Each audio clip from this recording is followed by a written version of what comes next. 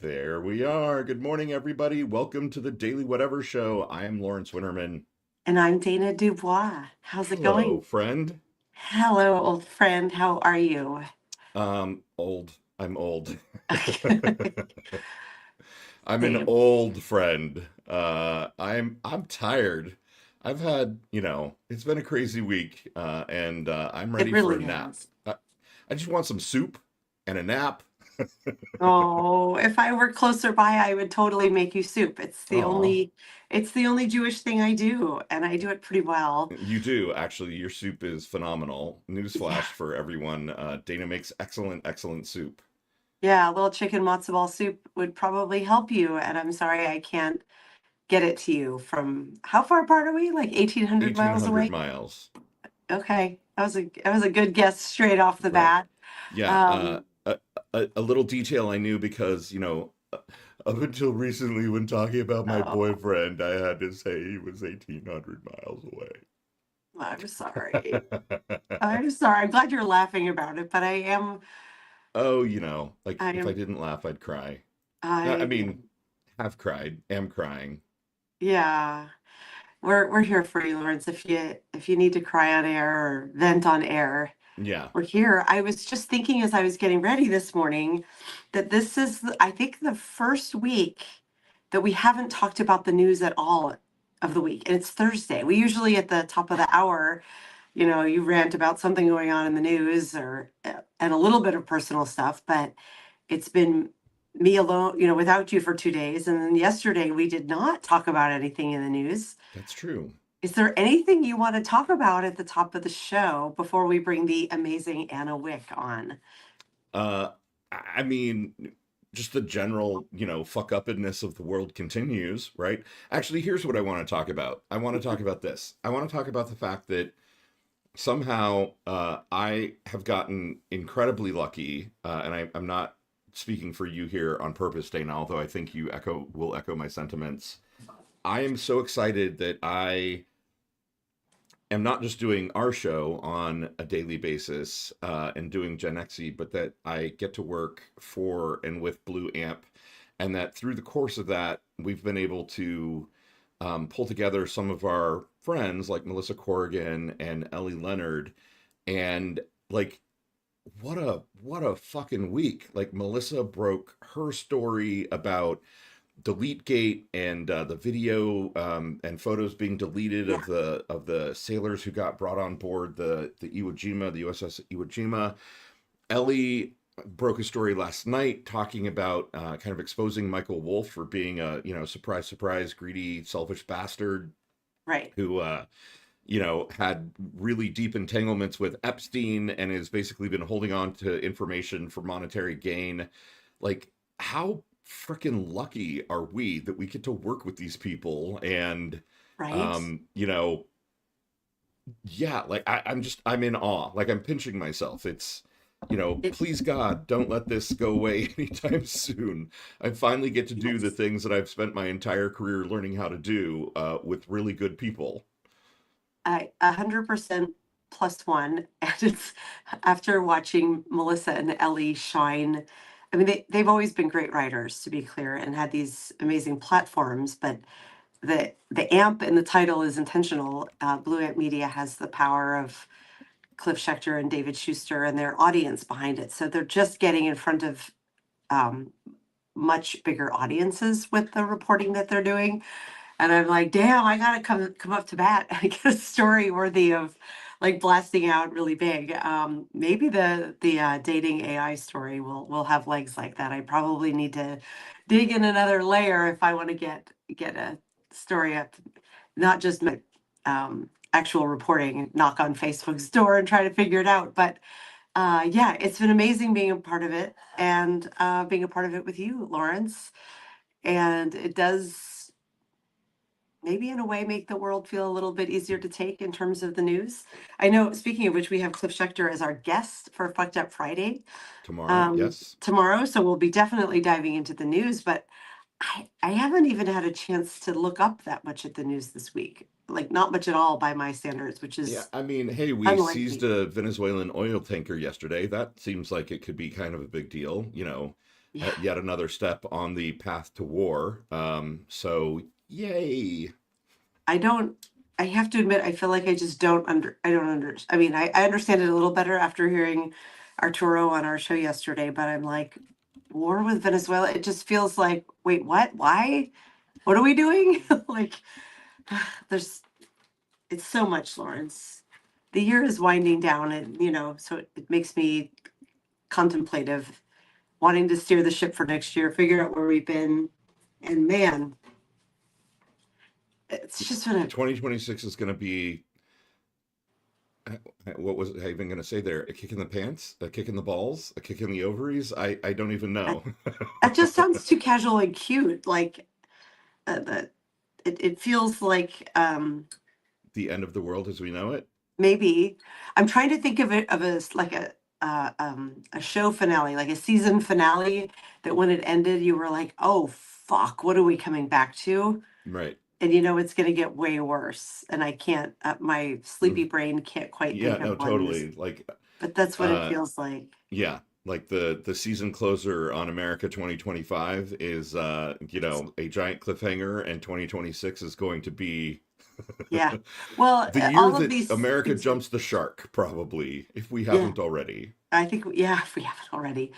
I'd like to change the channel, but I can't. None of us Right. can. And we, did you like my change the channel, like old No, school, yeah, turning the no, I knob? did. That was good. Like That actually was not a standing up and remote. going That to was the a, TV and turning a knob. Yeah, it no, I was. totally I got don't know it. where that muscle memory came from, but yeah, well, the one really big thing that like feels like it could be maybe the cliffhanger isn't December 19th the day that we're supposed to see the release of the Epstein files? Okay, I posted something yesterday as a joke, not joke. The weirdo comet 31 Atlas that some people think is an alien spaceship makes its closest approach to Earth on December 19th, which is the same day the Epstein files are supposed to be released. Related? How? I want to And you know. said wrong answers only. What Wrong did you answers get? only, but like, is it astrological? Is it is it astronomical? Is it I yeah. don't know. I just know that there was someone that I've been talking to about coming on Fucked Up Friday for that day. Oh, I'll just say it. It's Zev Shalem that we've been writing about it, and he wrote back and said yes, except if the Epstein files drop that day, I'm not going to be able to do it. And I was like, oh fuck, Right. that is fucked up, but it is the same day. I And mean, do we need to carve out time? I feel like we need to carve out time that day, or maybe you'll go on probably Bloomberg and we talk should about it. all probably book like extra time on the calendar for, because I feel like we should bring Anna into this conversation. We probably should. You know what? Let's Let's add say her and let's get her thoughts. I wanna know what Anna has to yes. say. I'm Anna not gonna Wick, read her bio. everybody. Welcome to the Daily Whatever Show, Anna. Hi guys. Hi. It I've is. got a big cup of coffee for getting through this. It's yeah, Yes. seven, Yeah. 7 o'clock California time. Oh my gosh, I'm in Seattle, so I hear you. This is now my morning tea routine. Like I refill, um, and then I make another one. It is very early. I didn't realize you were on the West Coast as I'm well.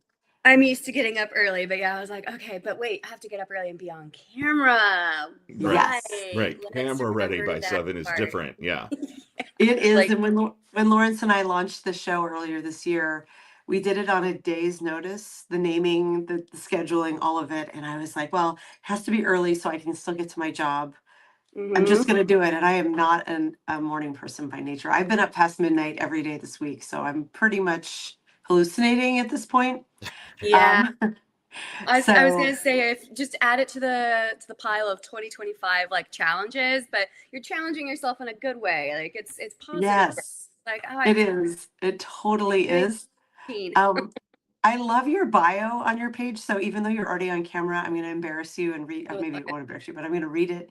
Mom to two, lover to many, professional singer in my bathroom, avid home chef, failed good girl and former trad wife, Mhm. photo hustler by day.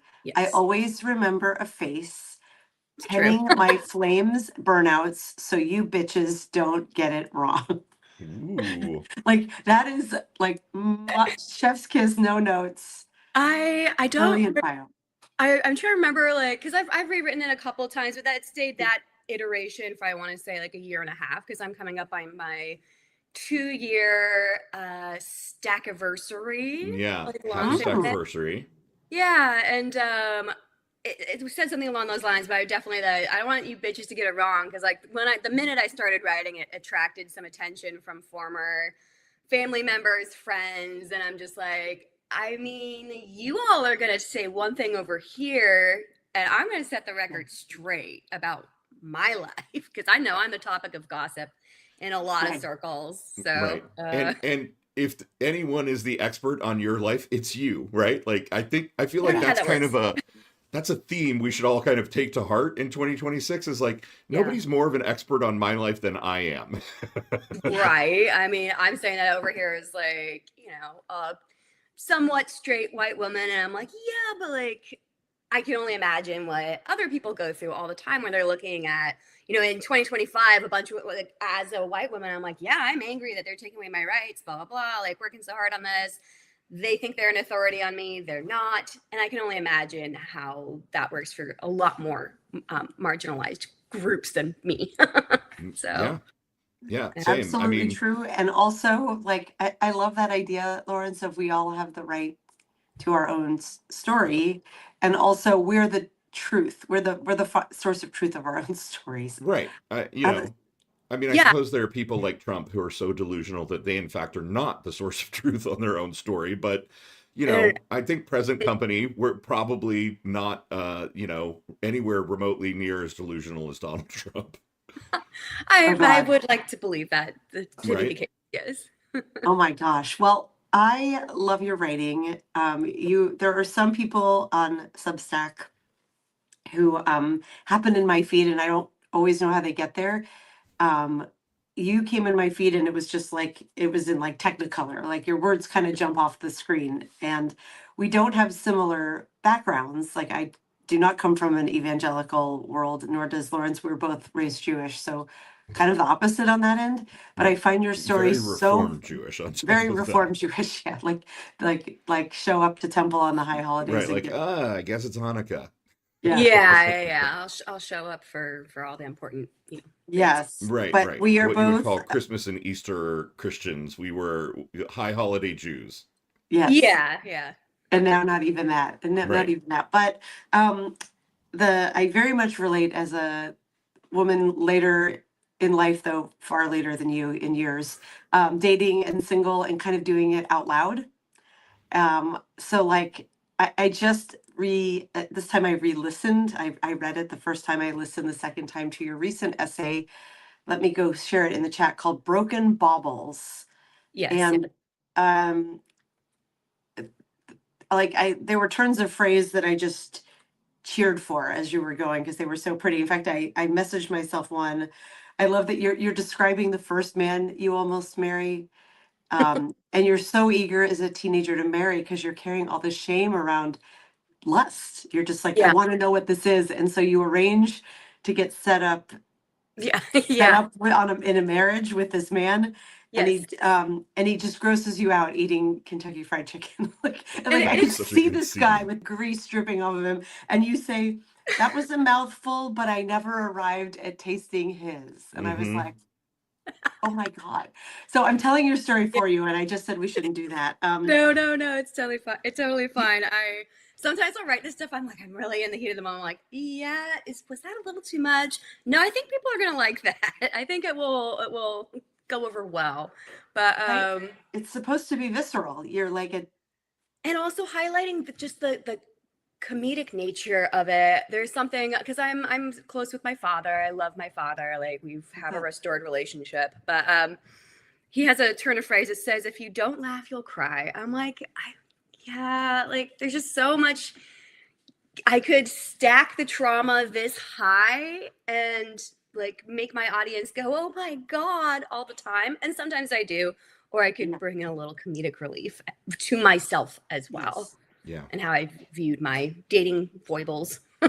100%. To those who haven't read this story yet or read your work, um, do you want to kind of introduce like your upbringing and the things Sure. that went not I have to say went wrong along the way, but the hardships along the way of growing up in this purity culture and how you came out of it.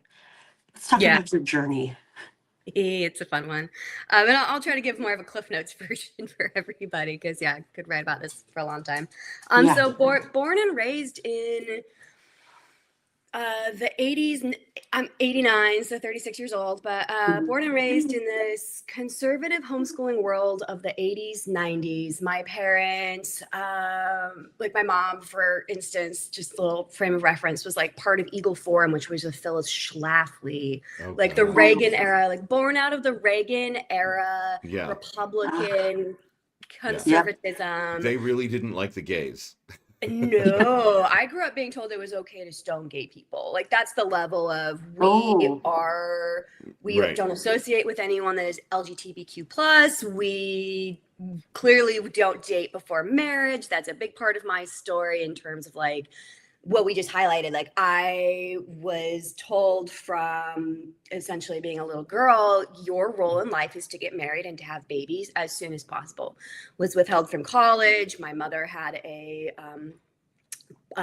public blog that she was pretty popular in homeschool circles and like wouldn't announced on there like Anna's not going to go to college, we don't believe in girls pursuing higher education, themes that we are now seeing echoed in our daily news. And I'm like, well, I was like kind of the forerunner for this. We're going to raise our children, homeschool them all the way, keep them out of the public school system. We would call school buses prison buses. They're taking the kids to their little, evil liberal prisons. This is the level of brainwashing that I was in though. So like I grew up in the country. My parents moved us from, the evils of the Bay Area. I was born in the Bay Area to up to the hills and just continued to get immersed in the Quiverful movement. I'm not sure if the word Doug Wilson maybe strikes a bell. Like Doug Wilson is so I'm going to throw out a couple of names real quick just so people can have a more frame of reference. But like Sure.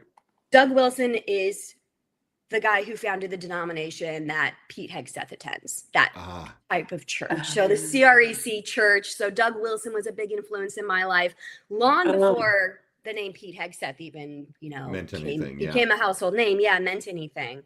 So as a 15-year-old, 16-year-old, I'm reading this man's writing that is telling me I need to save myself for my husband. I'm not allowed to date anybody, have any kind of like sexual interaction whatsoever before marriage. Like I saved my first kiss for the altar. Like that's the level of purity culture steeped in that I was. You're not going to work. You're going to trust that your husband will provide enough for you. You're going to have your babies. You're not going to use birth control. I have peers that are my age now, 36, and they have 7 to 8 children. Ooh. Oh my God. Yeah. And that they fulfilled the role that they were told that they needed to live up to. Right. Yeah. When you started talking about all this, I was like, oh my God, you were V1, right? You were the first round of the modern Republican MAGA homeschool purity culture stuff. I remember reading about this and being like, this can't be real. Yeah. I was one of the first like traditional homeschooled all the way through wives that was raised in a bubble. I was like a bonsai kitten. They're like, here, man in Montana, here's a bonsai pussy. Like, it's been saved for you. Oh my God. Bonsai Pussy is my new band name. Wait, it can't be my band. Right, it could take be it. Royalty free, just take it. Yeah. Oh my God, Bonsai Pussy is so fun. And it's perfect because you were groomed down. Yeah. Petite and beautiful, right? And kind of useless. It is such a good metaphor. Literally was told that I needed to submit and obey to, and I made this connection the other day with my therapist. I was like, ew, it's like so gross. I'm not saying there was like, let me back my statements up a little bit. Yeah. The patriarchal frameworks I was raised in, I was raised to believe that the patriarchy was the be all end all, literally that feminism was bad, that I needed to worship my husband, that I'm training under the headship of my father. He's going to take my little baby hand and like give me away to somebody that he's then tasked with like leading me. And I took vows to submit and obey to my husband. And I broke those vows because I decided to stop submitting and obeying my husband. But it's just this gross. So I was saying to my therapist, just this like gross, almost like slightly incestuous, like, and incest does happen within these circles. Let me Right. Incestuous and That's- pedophilic, right? Like it's pedophilic. Like you're supposed to like be training under your father and how you're going to treat your future husband. Gross. What? gross. Ugh. Like, Oh, and your that's brothers awful. too. Like, ugh. And in your case, literally pedophilia and incestuous. Yes. I mean, your Right. your story opens with the shock of molestation at the hands of your grandfather, Yeah. Yeah. and then that- you being blamed for it. Your and 11-year-old continued. body. Yeah. And so the way my parents handled it, partially good, partially bad. The partially good was that they believed me, and that, long Good. story short, my grandpa was arrested. I confronted him and dad, and I never saw my grandpa again. Cops came, the sheriff came Okay. and arrested him. He Okay, that's pled- really good. I do want to pause there because that almost Yeah. never, I feel like that never happens in cases and like this. Right. I hear stories of other girls and women that have grown up in similar circumstances and their parents didn't believe them, and especially when it's like higher stakes. When I want to say higher stakes, but like if uncle or a father, God forbid, if one of the fathers is like molesting his daughters, and that occurs in these, and I knew a family where that occurred. But in my case, I'm really grateful that my parents did the right thing. However, post, like, okay, he's gone, he's up, he pled nolo contendere, like, he took a plea bargain of like 6 months in jail, and then he left the state, and he's dead. My grandpa's dead now. Both paternal grandparents are dead. Where was I going with all that? Just that it was after the fact, though, that I'm being told you need to wear turtlenecks, you need to button up, like we can't see Right. anything, like start wearing skirts. We need to really dial down. And I, as a 12-year-old, I developed a rack. I mean, I have boobs. Like and I didn't. Yeah. I was assuming that I was at fault every time I was around a man, and that I was going to cause him to think a certain way about me or behave a certain way. And it really made me a shell of a human being for a really long time. It made me extremely shy around people. I had trouble having conversations for a long time, like looking at people in the eyes, especially men. I'm like, and then I just got married. And that should Yeah. solve all my problems, right? Here, Yep. just go get married. Be a sexual object for your husband now. Have fun. Oh my You know gosh. what's And really also, interesting, Anna, is it's, as somebody who experienced being sexually assaulted at 8 years old, and is gay, there was a real resonance in your story. That kind of, as you're talking about, sort of, almost being, feeling like it was your fault, feeling like, you were conflicted because you were starting to have sexual desire, and you kind of didn't understand how to map that onto what you had experienced. Like, I get that. Like, me too, right? Like, I was molested, and then, sort of starting to realize I was gay, and I was like, oh my God, like, did this cause me? did this cause it? Like, is this why, Yeah. and so it's really conflicting and hard to, kind of budding sexuality is difficult for a molestation thing on top of it. And then the culture that you were raised in. Around any expression of sexuality at all. Like, I'm sure for my brother, for my brother's case, for my entire, me and all of my siblings, that was the case. But as boys, they weren't being told that they needed to, fulfill I mean, they were a certain role, but like, save yourself and like blah blah blah. Like, it was an extra layer for me as a woman. But lots of shame. Yeah. Which I still struggle with, and is still an echoing theme in my life with my family. And some of my family members have hounded me and been like, shame, shame, shame, you whore, you slut, blah blah blah blah. To this day, I'm a 36-year-old woman making autonomous sexual choices, and I still deal with it. Right. Yeah. I'm impressed that you we have had a few guests on, Stephanie Drury and mine, who with similar stories around evangelical upbringings and abuse, sometimes sexual. and they've cut their families off. So they're writing about people who are no longer in their lives. And I can see Melissa's in the chat. Hi, Melissa. But you still have a relationship with your family, and it sounds like a pretty good one. That's Yes. remarkable. How do you do that and also protect yourself? It's a mixed bag. And it's been really tough because I went through my divorce about 11 years ago and cut off a lot of family post-divorce, like just big mess with my kids and custody and, it being used against me. And I felt really hurt by my family. So I cut them off. And there were times that I really needed them, and I should have swallowed I don't want to say swallowed my pride, but held my boundaries a little bit better, but still allow them into my life. And I didn't do that. And I hurt myself through that process and made a bigger mess out of my life than I needed to in some ways. The family members that have made efforts to change and to grow and to say, I'm sorry, and there's no way we can undo the past, but how can I be a part of your future? How can I be a positive part of you and your daughter's future? Those are the family members that I have a relationship with. That is a huge difference. Yeah, and it's my dad and my brothers. I don't have a great, I'll just openly say, and I know that they may or may not have found ways around me putting up some pretty big firm boundaries with them, but I don't have a great relationship with my mom, and I don't have a great relationship with my sisters, and they have kinds of forms and fashions, at least my mom has, but not in a really taking ownership way, and has continued to push some pretty big boundaries and hurt me in some pretty big ways even this year. So I'm just this is a door that has to stay closed for my mental health. And it takes a toll on my writing. It's tough to write because also my ex-husband watches my stuff and reads my stuff. And I'm sure he's I don't know if he's going to watch this at a certain point. He may. Don't care at this. I would say I don't care at this point, but it does continue to affect me, and it affects my relationship. Are we allowed to say fuck that guy? Yeah, I mean, fuck that guy. Fuck that guy. Hey, if you're watching, fuck you, buddy.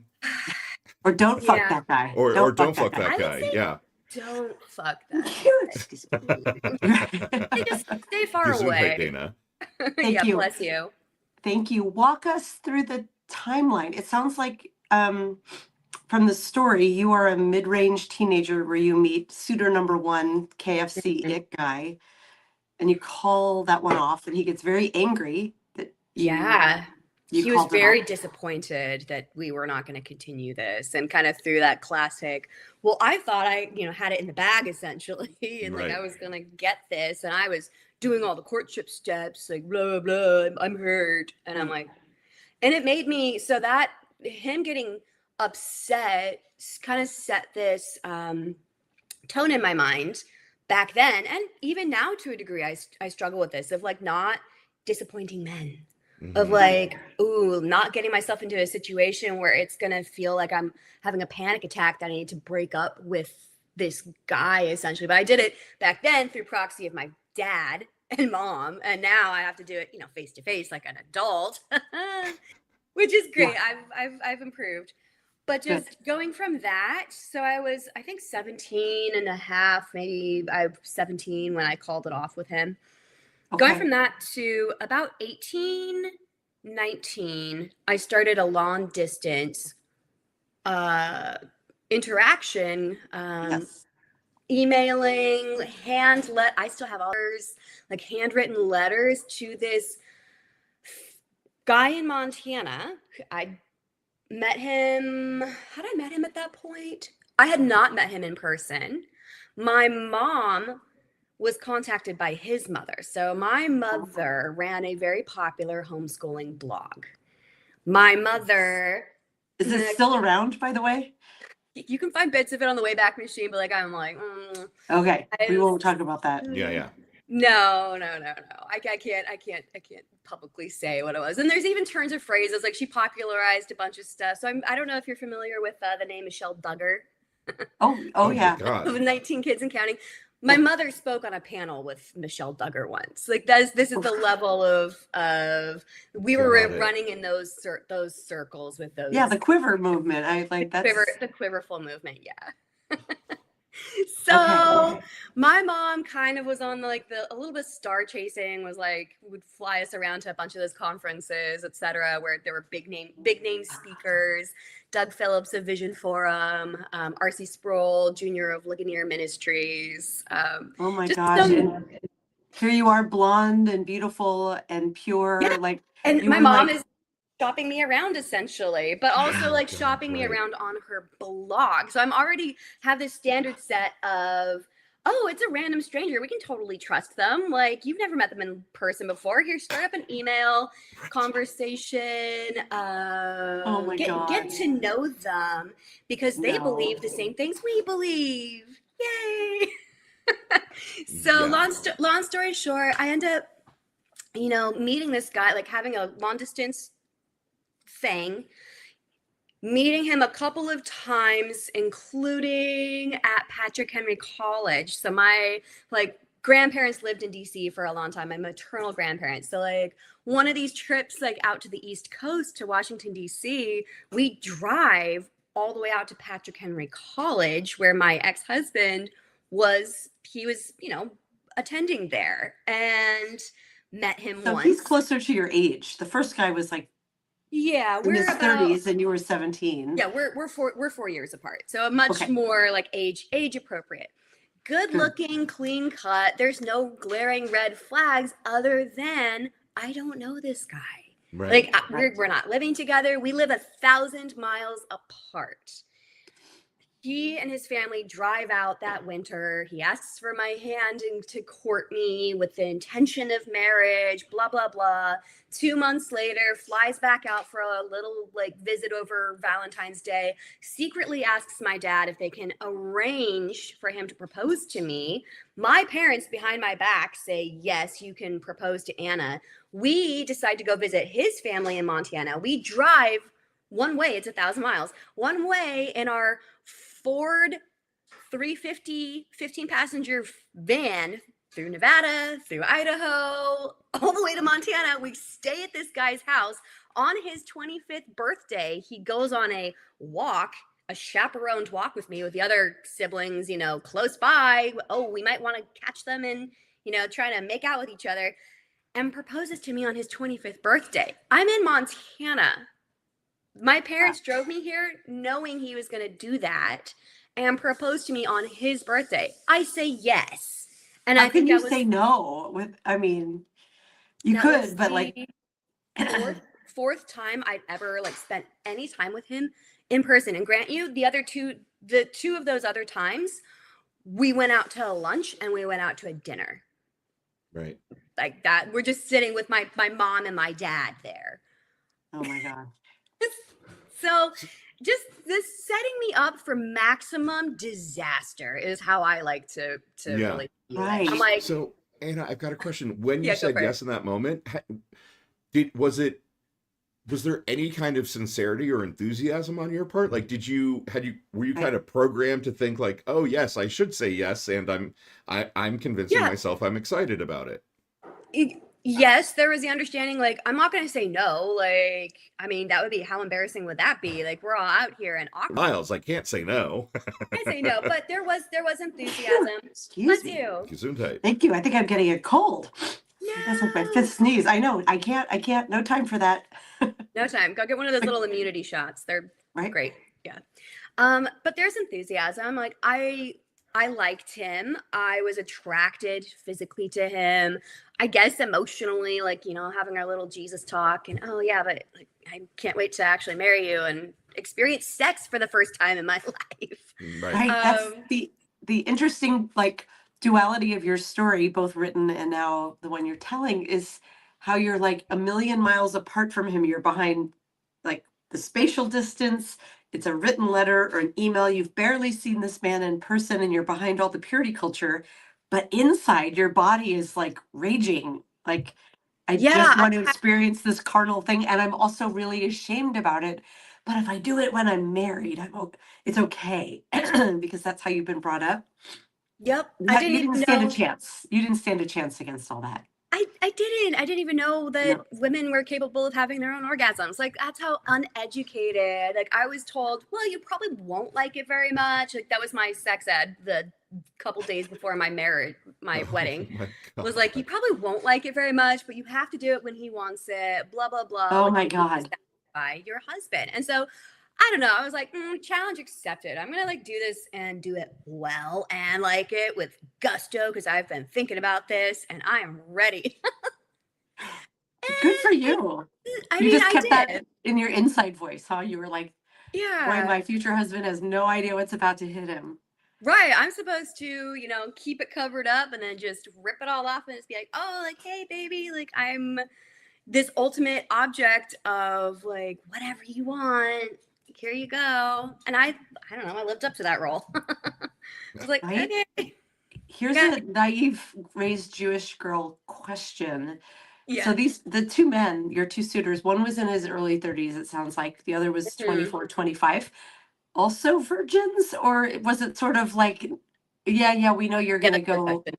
So I don't know about the older guy. Assumed like, oh, he hadn't really had a lot of sex before, if much, like at Yeah. 30 something. He eventually ended up moving on and marrying the daughter of a pastor, also a long distance and arranged thing, and having multiple kids with her. So I don't know. My God ex bless. supposedly was a virgin. Your Supposedly, I mean, husband. that was yeah. That was the big thing. Like, oh my gosh, like you're both virgins getting married. Woo! Like, look at us, we did it. We did it in the Right. Yeah. conservative. Jesus himself is going to come down and We're applaud. yeah. I was being peddled as a success story, and he Right. was too. Like, oh my god, like we did it. We arranged a marriage between our virgin children, and look how well it did. It took. Eh. I Are we mean, allowed to Right. ask, like, was the sex yes. any good? Like, you waited so long, you both don't know what you're doing. Sure. I mean, and it's funny, like, I think about it now, 15, because my ex wedding anniversary was in October. So 15 years ago, right? Some things fade from memory. But for me, I was like, it felt good. I liked it. I was into it. I was curious about it. I was curious to learn how my body reacted. I again had never had an orgasm before then, like learning, and he I mean went down on me, and that's great and awesome. Thank you, ex-husband. But like, Wow. That seems like an advanced maneuver in that culture. I Something know, and totally focused I on think women's pleasure. I think there was a lot of porn consumption on his part before, because like I caught him when I was like in my first trimester looking at a certain type of porn on his computer, and was like, I'm going to talk to the pastor about this, you naughty boy, if you don't stop. And I'm the person I was like, whatever, go watch your porn, just Right. like healthy porn consumption, I think, is like whatever, it's fine. Yeah. But back then, and he had an interesting interaction. So a little bit of my story that I don't, it's just, there's so many layers. But we're driving home from our honeymoon. Like, we go honeymoon. My mother selected where we were going to honeymoon. So Oh we went to gosh. Monterey for like three nights was my honeymoon. And then come Okay. back, pack up all the stuff, and then, well, okay, bye. Leaving to my new home. See y'all. Oh my God. But How we're terrifying. driving it, and to a home I'd never set foot in before. I'm Right. like, he picked it. I've never been there. Okay. Very And is this terrifying. in Montana that you're moving to Yeah. with him? Moved to Okay. Montana. Yep. Left it, my Okay. whole life behind. I was happy to leave my life behind in California. I was excited to move to a new. I was jumping in. I was like, let's go. Wow. Can we pause a bit in the Yeah. story? Sorry, I'm being so curious, but like your No, it's honeymoon, you're okay. both arriving Yeah. virgins, and the advice you've been given is you're probably not going to like it, but you need to submit. Yes. Yeah. You need to submit, and you need to go with whatever he wants to do. And, good luck. We hope you make a baby the first month. I was Oh my pregnant by gosh. But month was 2. it okay? Was it scary? Was it fun? Were you like I like was walk us through your nervous. emotions? Yeah. I was nervous. I was thinking about that this morning, actually. Like, just in terms of like, it was obviously a little, I'm a virgin, so it was slightly painful. I've been prepped for that. It was like handed a big thing of KY jelly. Here you go, lube Okay. up. I Like my mean, mom, I mean, that's it was like, good. just use lots of lube. And I'm like, okay. And it was, I liked it and I was curious to experience more. And I remember thinking like on the second day of my honeymoon, I really like this. Like I'm actually Good. having fun. Like cool. Like this is great. Yeah. Yeah. That okay, that part of your story is wonderful. I hope I'm not being too intrusive with my No, no, no, questions, but no, you not seem at all. very open as you're writing Oh and yeah, like I'm happy to talk about I've it. whatever I've read about, purity culture couples waiting till marriage and all that, I'm like, oh God, the honeymoon must be like traumatic because you're not And prepped for it. You don't know if you're compatible, but you're forced into a lifetime of this with this person. But it yeah, sounds like there was joy in yours, and that makes me happy, at least for there that part of the story. yeah, thank you. I appreciate that observation. And I think that's something that maybe I kind of gloss over a little bit is Yeah. that it wasn't overly traumatic for me. It was portrayed as something I'm gonna dislike, and I had an opposite experience to that, and a lot of other things kind of like got piled on very quickly at the start from the start of our marriage, but that was a good part of it to me was like, oh, I'm figuring out like how to be compatible in sex and I'm enjoying this. I'm enjoying getting to know this. This is my first time seeing a penis and like how it works and circumcised versus uncircumcised. Like I didn't know the difference, but I Right. got to learn the difference. Lawrence has many thoughts on this. I mean, yeah, Yeah, they're not say particularly yourself. relevant right now, but yes, I could write a dissertation on circumcised versus uncircumcised for sure. Oh, yeah, and I have my personal preferences now, years later, many dicks later. I'm like, oh well, I know what I like. Many dicks later, oh, Anna, you're my kind of person. Good, glad to hear it.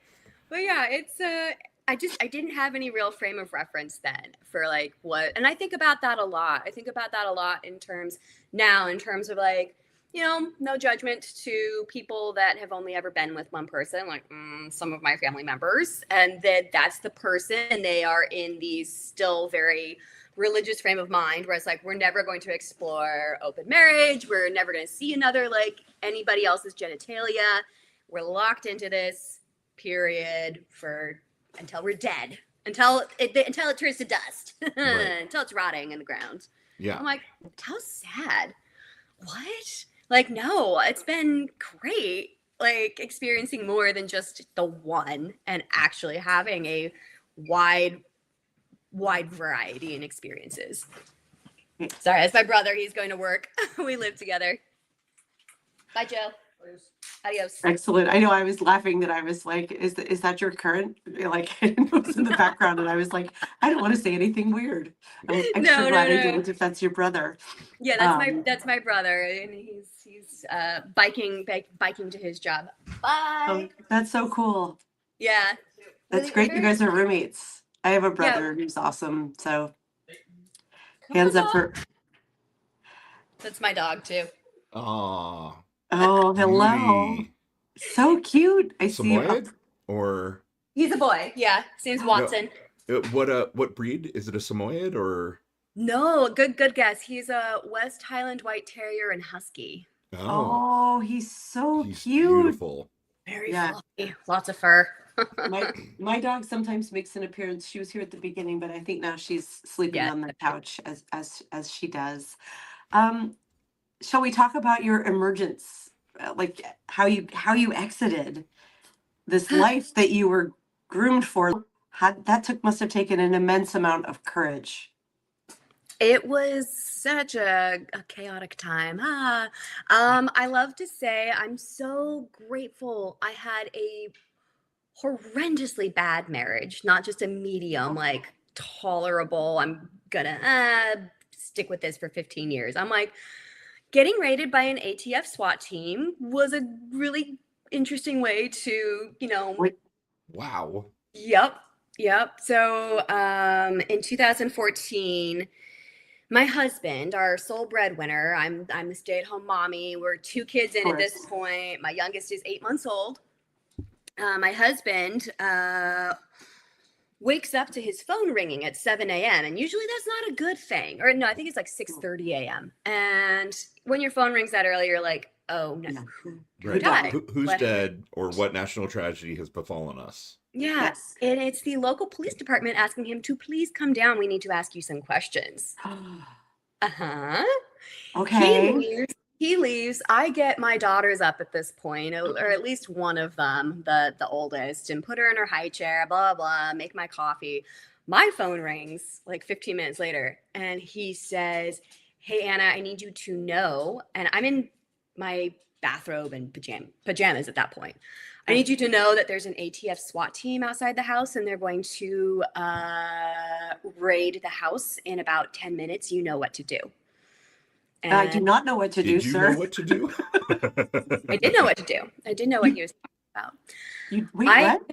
I hang up the phone and I go to his closet in his office and open it up and pick up big handfuls of highly illegal machine gun builds that he had built and walk them over to the crawl space and walk down, put them under, go back up, get another armful. We're talking AK-47, AK-74, micro Uzis, like these variants of like German, Russian and German World War II firearms. So he was a gun enthusiast, and he had been welding back together gun parts kits that were not complete guns. You can't sell, here's a micro Uzi, blah, blah, blah. It's like, you can't just weld that back together and really sell it online. But you could sell gun parts kits for home gun enthusiasts. And he was making it a little too easy for people to build fully functioning firearms, as evidenced by the thing that they were looking for in our house, which was the ones that he'd already made for himself. So I hid them and I go back upstairs and I pull like the pack and play over the top of the crawl space. I'm sorry, the pack and play. Yep, I pulled the pack and play over the top so it looked like there was, nothing there. And I open the door and I say, hello, officers, I heard you were coming. You may enter my house. And and they raided it. And they never found what he was not supposed to be building because I hid them, but he was You're a good wife. Yes. I was a good, dutiful wife. And we talked about in the case of an ATF SWAT team what to do. And I did it. Long story short, he eventually was tried, convicted of a first-degree felony. He was facing up to 14 years in prison. I wrote a really nice letter to the judge saying, please don't send my ex-husband to prison, because at this point in time, like, it would have made my life extremely difficult, my daughter's lives extremely difficult. Now, if I had a time machine, I might say something different, but I did write a very nicely worded letter saying, please, like, blah, blah, blah. So, like, he went on 3 years of parole. He did not serve any time, but he is a first-degree convicted felon of manufacturing firearm parts without a license, because they couldn't find any evidence to put him away for a really long time. Because You're welcome. Yes, wow. I did that. We have a confession of a crime here on our show. Is this okay? Yeah, And but so it's a crime that's already been tried, so they can't try him twice. And I'm like, I eventually got all the court transcript, and I was not called to be a part of it, blah, blah. Like, they assumed, like, clearly you're the wife, you're not going to want to testify, blah, blah. I'm like, well, I mean, maybe do I get out of this situation? right? What's my plea bargain? Yeah. Do you so you obviously at that moment in time you're not divorced from him, right? You're still together. And so what then kind of Wasn't final. Yeah. That was the final thing that was the straw that broke the camel's back. So the straw that broke the camel's back was I stuck by my man after the ATF raid. I stuck by my man, but I fled to California with my children and was like, well, I need to go be close to family. My family was like, yeah, we'll take care of you. set off this whole chain of events because like he wasn't arrested, I wasn't arrested, we were free to go and like continue to live our lives all waiting for court summons, whatever. And it took a while. It took about a year and a half before they finally summoned him to court. So we're trying to make it work in California. It is not working. The wheels are coming off. He's like, I'm going to go back to Montana. I don't like California. I'm going to go live with my mommy and daddy. And I'm over here going, well, my parents are no help with my children, like babysitting my children. They're little. They're not in school. Plus, I wasn't allowed to even consider putting them in a public school option or going on any kind of programs. I was told that, you know, as a single mom, you shouldn't, you know, apply for any programs, blah, blah, blah. So like the wheels are coming off. And Oh my God. it's The level of like mind fuckery that has been yeah, perpetrated upon you. I am yeah. so fucking sorry. It's a lot. It's a lot of Yeah. confusing stuff to climb out of that. Yeah. So the shit just hits the fan. And I mean, there's more. It's in Broken Baubles, like you probably read. Like I considered working at the bunny ranch in Nevada because I was like, I have nothing. I'm making $7 an hour as a dishwasher at a local bistro.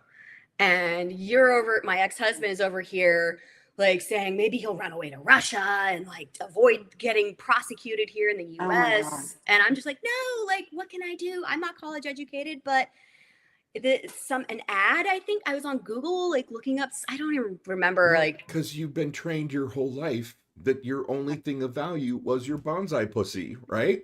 yeah, to bring it back to that, yes, that is the thing that, oh my God, I could be making like $300 an hour off of this. And I ran this idea past my ex-husband and he was like, yeah, let's do it. Really? Uh-huh. Yes.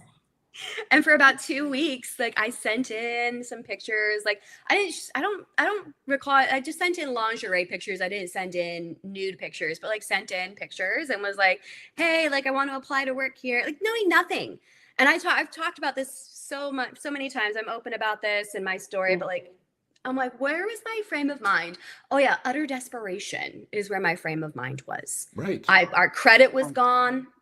All Right. the things of value, like he had taken, when I came into this marriage, I had like $18,000 in my savings account. He used it on buying gun parts that then we had Of course, to because it was bury. his, because it was your dowry or what, right? Like, Yeah. goddamn. So I Yeah. have no money.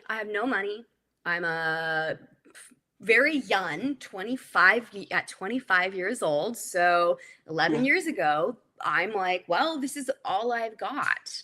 And I don't know how we're going to make rent next month. My family's over here, his family's over here. I'm not feeling like we're going to be able to like just move in with them, nor do I want to. And it Wow. just was an idea that I was like, I mean, fuck it. Like, let's lay miserable this bitch. Oh my Go. gosh.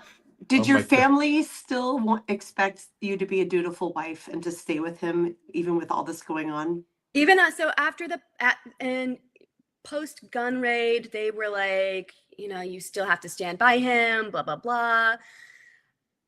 I mean, the wheels were starting to come off at that point, but I Yeah. was, and I really did believe that we were being persecuted by the federal government and Oh like they're my just destroying God. our life. And, you know, I have no work experience. And all of a sudden, the guy who's supposed to provide fully for me, the thing that he's been doing all along, he can't do anymore. So Right. Right. we're going to Right. starve to death. Right. The whole thing about being a trad wife is that the trad husband has to hold up his end of the deal. Right. And And The illegally patriarchy manufacturing damage is meant firearms. to. Sorry, I talked over you. No, I talked over you. Go ahead. I said the patriarchy damages men too.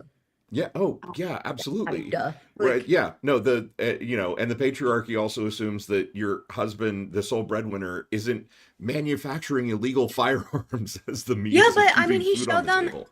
He showed them to my dad. He showed them to his father, his brother. Everyone was like, okay. I mean, you should probably get your FFL, your federal firearms, your butt, and he never did. Right. Like, Right. Because fuck the federal government, of course.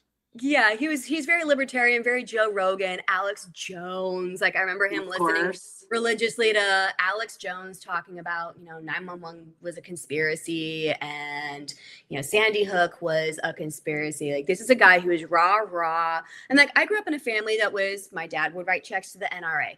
I grew up in a family that was pro guns, but not on this level. We're like, we have a 22 and a BB gun. I mean, Right, don't right. shoot your eye out. Right, totally. Yeah. Don't shoot your eye out. Don't Yeah, shoot your whereas eye this out. guy has like NATO rounds and AR-15s and cop killers and yeah. Yeah, Okay, this guy had some serious, pew pews and was got off on like stroking his guns. That's was right. his thing. Anna, He's here's still my big mad he question can't for own you. guns. He sounds really hot. Is he single right now? I don't know. He might be your type. He's yeah, tall, skinny, Oh, like good yeah, No, no, looking. that's that's my type. actually totally my type. Not a lot of body fat. He does a lot for the Forest Service. So he's out in the woods a lot, very woodsy. Yeah, no, that sounds super hot. I'm recently single, and so my Well, bonsai pussy needs some trimming, if you know what I'm I'll, saying. I'll tell you what. I'll keep an eye out around my community in Sacramento. Oh, Trusted, excellent. Yeah, trusted, yeah, yeah. trusted friends If and he's on the gays. DL, that's fine. Obviously he can't be If he's, godly and we're talking also like Mike out. Johnson DL, because like that's a pretty like Mike yeah. Johnson's far too wee for me. Like he's too tiny. He's just Also, he's got just too this. corrupt and creepy. Although Right. he would hate fuck Pete Hegseth. This is a big conversation. Pete Hegseth and oh my, we can talk about that one for a second. I was in a restaurant doing a photo shoot because I'm a food and beverage photographer now. That's what I do full time, make my money. Oh my God, amazing.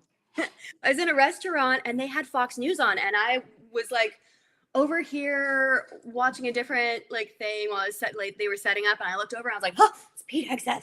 And I was like, ugh. And the bartender said, but he's so good looking. I mean, I would let it be known for the record, I would absolutely hate fuck Pete Hegseth. It's just true. He deserves it. I was like, Yeah. well, Yeah. In my imagination, it would be so good that it would convert him. He would have a, Damascene kind of conversion. He would suddenly see the light and become a I mean, pacifist. I'll say this, we can get a little juicy. I don't know how much more time we have, but I definitely learned how to help a guy get off with anal in my marriage. So that was All right. Okay. yeah, just saying. My first experience as like a virgin was like, oh yeah, you want to stick some fingers up my butt? And I'm like, sure. No. I don't know any better. Let me That break out wasn't the in your lube my homeschool mom gave me library. on our wedding night. Right. slip a couple up there. Not in your That helps me. homeschool library that you talk about in your story, but sure. Right. I'm Um, like, well, this wasn't in the manuscript. Right. Okay. But Well, yeah, what do I right. know? What page was that on? right. Oh my gosh, I wish we had more time to talk about the juicy part because we haven't even gotten to the like, I know. and then Current what? dating. Yeah. You leave the guy, you're still carrying Shame. the residual like, of your upbringing. Well, I'm like, so we'll end this on like a positive note. I never, and again, I think that every woman should be allowed to make this choice for themselves. I'm very pro sex work now. As a 36-year-old, I can say, yay for sex workers. I think they're awesome and great. It should be legal, blah, blah, blah. But back then I did not. And with prostituting myself, I ended up with going, oh no, and had like a panic attack and confessed to my family. And that was that. And I moved back to California and have been in California since. So, but yeah, that's have opened a whole door of shame, different level of shame, and like the dating I did afterwards. And I have stories for days about that. I need to get to writing some more. Absolutely. Well, next time we have you on, Yeah. Because there will clearly be a next time, Anna. Yes. You are one of us in so Thanks. many ways, and I feel like Yeah. there are a million different topics that we could talk about. Yeah, and it's tough because there's so many levels of trauma, and it is important to like address those and like lay that out as the base work. But there's so much that's been just comedic and silly and like learning experiences in my life since that have been, and positive experiences too. So it's been a long journey, but there's a lot to share. Yeah. Yeah. So Thank you. we have a question that we always ask everyone. And we can't not ask you this question because it's your first time on the show. Dana, I always defer to you these days, Dana, to ask the question. Right. Whoever starts the conversation, the other one asks. Right. And lately you've been starting it. So we know that you are not Gen X. However, we're going to still ask this question. What is the most Gen X song of all time? Oh, Gen We X need- of all time. Yeah. So when you think like Gen X and music, what's the song that pops into your mind? Right. Like in a movie soundtrack, they're trying to denote the era. Oh, so many. I know. Yeah. So many different No, genres. no wrong answers. Does Purple Rain by Prince springs to mind? Yes. That's Great a great one. pick. Anything by Sade? Ooh. Oh, yes, nice. No need to ask. Yeah, Yeah, Madonna. Is Madonna Gen? Yeah, anything. Yeah, yeah. Madonna. Yeah. We could end with Like a Virgin. Okay, that's the one. Yeah, that way to tie it in. Yeah, way to bring it all together. Yes. Perfect. Yeah. That's yeah. I'm gonna go listen to some Madonna after this, just so you guys know, and get my editing on. I have so much editing I've got to do. Oh my gosh, photo editing or word editing? It's you know, I need to get back to the word editing, but the photo editing has been, when I open my laptop, I'm like, ugh, okay, just let me just do this one more photo, just one more photo. That's the problem when you've been a photographer for 8 years. You're like, I'm always getting. It's enjoyable for me to share my work and do my visual Yes. work. So yeah, Yes. lots of that. Amazing. But thank Thank you you. for the invite. Thank you so much for being here. Honestly, such a great conversation. You are such a fucking rock star. I Thank can't you. wait to have you back on the show again so that we can keep talking about dicks. Let's go. We can talk Let's have all like day a- about that. Well, we can't call it Dirty Talk because that's your show with Fusen, but I think the next time you come on, we should just be like, let's get into it. We are Yeah. all single people right now. But size, shape, circumcised, uncircumcised, it matters. It matters. Yeah. Yep. All Oh my right. God. All right, Dick Talk. That's what our Dick next Talk next episode is going to time. be. Early 2026. Thank This you, is Lawrence. Thank you, A Dana. resolution. Thank Thank you you. so much, Anna. And thanks to all of you for joining us today Thanks, in the chat. everybody. Thank you, Love you, everybody. Mia. Love you, Mina. Bye. Bye. Bye.